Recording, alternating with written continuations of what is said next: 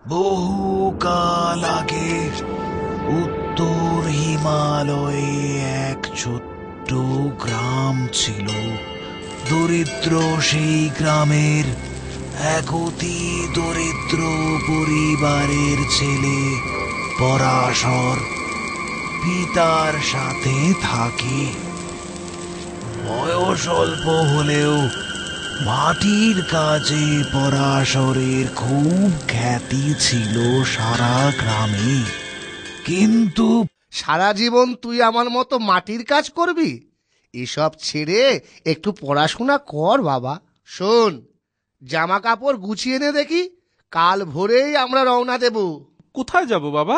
পাশের গাঁ ওই শেরপুরে ত্রিকুটমুনির আশ্রম আছে, সেখানে গিয়ে গুরুদেবের কাছে অস্ত্র শিক্ষা শাস্ত্র শিক্ষায় পারদর্শী হবি।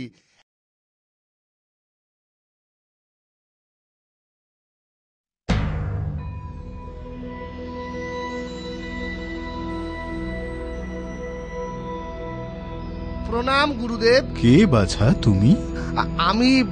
আমি কেশব, বীরশিবপুর গ্রামের থেকে এসেছি। সামান্য কুমোর। এই আমার একমাত্র ছেলে। একে আপনার চরণে রেখে দিন গুরুদেব। আমি চাই না ও আমার মতো সারা জীবন কষ্ট ভোগ করে, মানুষের মতো মানুষ হয় যেন, এই চাই গুরুদেব। বেশ বেশ, তুমি নিশ্চিন্তে বাড়ি যাও কেশব, ও আমার কাছে থাক। তারপর ত্রিকুটমুনির আশ্রমে চলল পরাশরের শিক্ষা গ্রহণ। আশ্রমের সমস্ত শিক্ষার্থীর মধ্যে গুণের বিচারে পরাশর শ্রেষ্ঠ হয়ে উঠল। তোমাদের গুরুদেব ডেকেছেন। ঠিক আছে, তুমি যাও, আমরা এখনই যাচ্ছি। ইনি হচ্ছেন চন্দনপুরের মহারাজ চন্দ্রদত্ত। ইনি খুব বিপদে পড়ে আমার কাছে এসেছেন। কি বিপদ মহারাজ? কিছুদিন ধরেই চন্দনপুরে একটা সমস্যা দেখা দিয়েছে বাবা। রাজপ্রাসাদ, প্রজাদের বাড়ি থেকে মাঝে মাঝে লোকজন নিরুদ্দেশ হয়ে যাচ্ছে। কি হচ্ছে, কোথায় যাচ্ছে তারা কিছুতেই বুঝে উঠতে পারছি না বাবা। তোমরা যথেষ্ট বুদ্ধিমান, সাহসী, বীর, তাই আমি চাই তোমরাই এ সমস্যার সমাধান করো। কি করতে হবে বলুন? এই নাও সোমদত্ত, এই চক্রটা সঙ্গে রাখো। বিপদে কাজে লাগবে। আর এই নাও পরাশর, এই ছুরি সঙ্গে রাখো, প্রয়োজনে এটি ব্যবহার করো। ধন্যবাদ গুরুদেব। এবার তোমরা দক্ষিণের জঙ্গলের উদ্দেশ্যে রওনা দাও। সেখানে মহর্ষি ভৃগুর সঙ্গে দেখা করো তোমরা। তিনি কে গুরুদেব? তিনি সর্বজ্ঞানী। এ জগতে সমস্ত কিছুই তার জানা। তিনি এ সমস্যার কারণ বলতে পারবেন তোমাদের।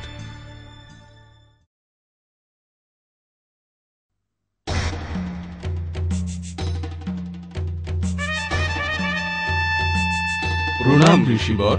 কি প্রয়োজনে এসেছো তোমরা? ঋষিবর, চন্দনপুর রাজ্যে মহা বিপদ দেখা দিয়েছে। সেখানের প্রজারা যখন তখন নিরুদ্দেশ হয়ে যাচ্ছে। নগরী শূন্য হয়ে যেতে বসেছে। এখান থেকে পশ্চিমের পথে 20 ক্রোশ দূরে এক রাক্ষস নগরী আছে। এ তাদেরই কাজ। চন্দনপুর থেকে মানুষ ধরে এনে তারা ভক্ষণ করে। এই সমস্যা সমাধান করতে হলে তোমাদের সেখানে যেতে হবে। তারপর পরাশর ও সোমদত্ত রাক্ষসপুরীর উদ্দেশ্যে দীর্ঘ বিপদে ভরা পথ চলতে লাগলো। বাবা, কি বিশাল প্রাসাদ! কিন্তু এমন খালি কেন? কাউকেই তো দেখতে পাচ্ছি না। বাঁচাও, বাঁচাও, বাঁচাও আমায়, বাঁচাও, রক্ষা করো। আরে আরে আরে, ওই তো ওই খাঁচায় কে যেন আছে। বাঁচাও আমায়, বাঁচাও। হ্যাঁ হ্যাঁ হ্যাঁ, দাঁড়ান দাঁড়ান।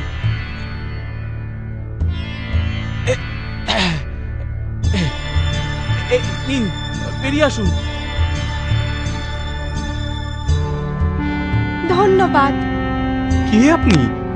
আমি চন্দ্রকান্তা, স্বর্গের অপ্সরা। রাক্ষসরাজ বৃহদেশ্বর আমাকে ছোট্ট পুতুলের মতন বানিয়ে এই খাঁচায় আটকে রেখেছিল। তোমরা এখানে কেন? আমরা ওকে বধ করতে এসেছি। ওকে মারা অত সহজ নয়।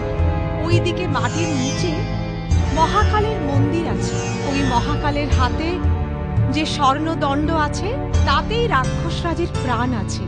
ওকে বধ করতে হলে ওই দণ্ড ভেঙে 2 টুকরো করতে হবে।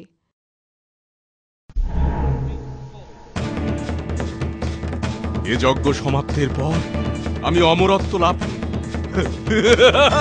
সে স্বপ্ন কোনোদিন তোর পূরণ হবে না শয়তান। তোরা কারা? এখানে এসেছিস, তোদের সাহস তো কম নয়।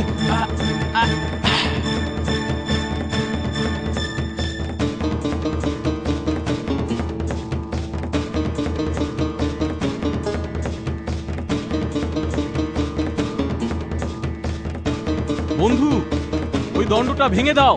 দেখ দেখ শয়তান,